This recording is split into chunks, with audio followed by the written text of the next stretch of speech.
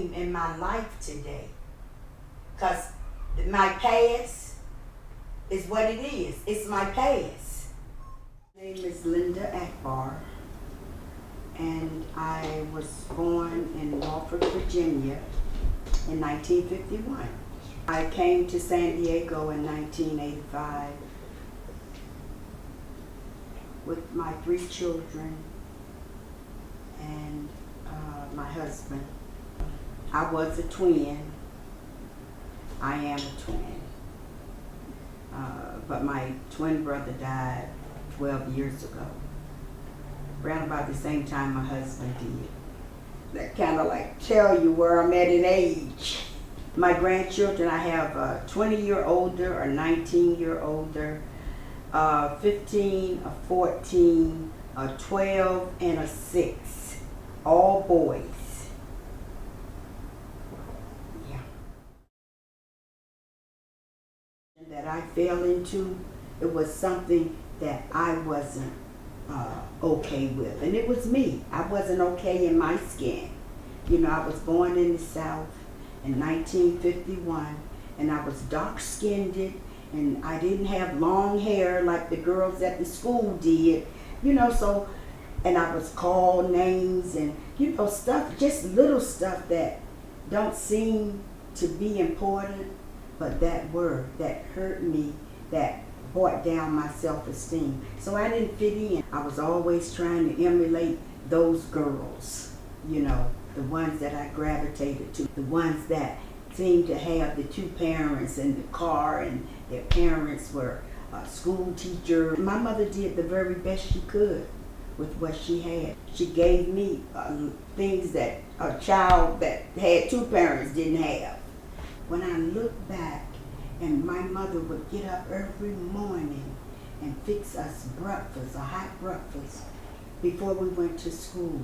She would show us how to bake cakes, and on Friday nights, you know, that was the richness. That really was the richness, that love, you know. But I didn't see that then. Time went on. I went to the left instead of going straight. Drugs seemed to give me a feeling that I was okay, or the alcohol, you know. I could live in my own skin, and I could be satisfied for that time. But it always wore off, and I always came back to that same feeling. I was at the point of suicide because I was just so tired of life. Whatever I did, it seemed like I dug a hole. I would be okay for 1 or 2 days, and then it was back on. I knew deep down in my soul that I wasn't doing, you know, what I should have been doing in life. You know, I didn't have a purpose. I remember going to a funeral and a fella giving me a card. So a year later, I found that card. I found that card a year later, and I called him up, and he said, well, come on, I'm gonna help you. They just let me cry.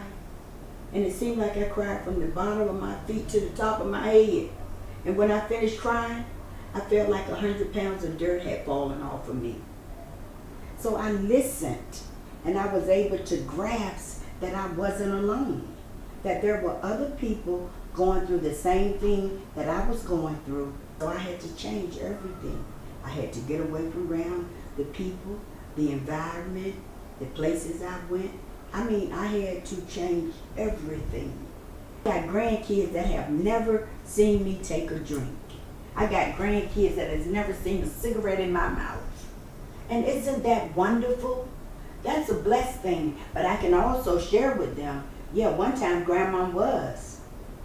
You know, one time grandma was. And it's a process still. Even after 16 years, I have to be careful. Say, you know, Linda, if you want to go to school and want to be a counselor, drug counselor, you can do that.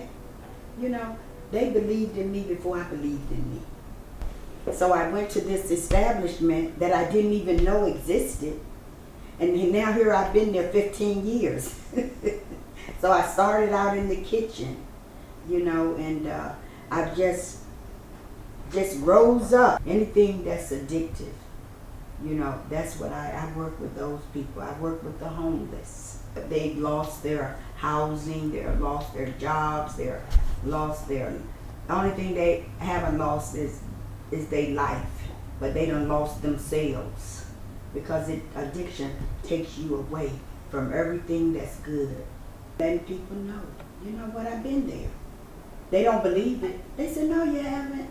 I said, oh yes, I've been there. It's knowing that I'm worthy to be in the presence of anybody that shows up. That's what keeps me doing what I do. Knowing that I count, that my life counts. If I don't share my experience with others, then they won't know that they can make it.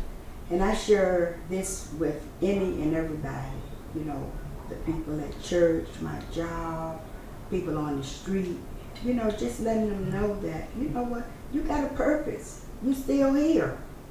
It's something you were supposed to do.